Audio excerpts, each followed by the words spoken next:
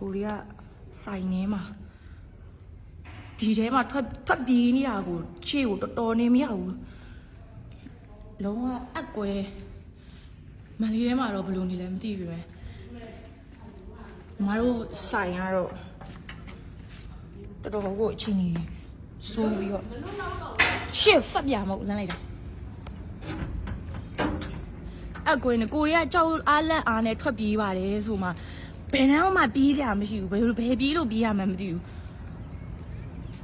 ဒီကြီးတွေလည်း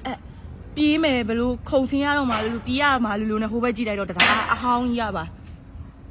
ပြိုကြတရားအစ်စ်ကတော့ဘာမှမဖြစ်တော့ဘူး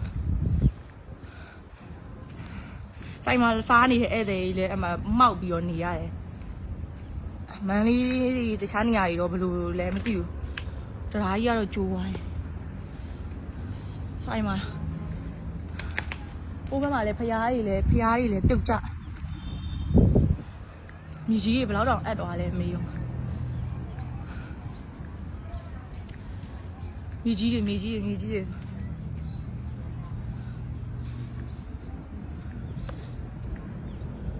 ကိုကဆိုင်ခန်းထဲမှာရောက်နေတာ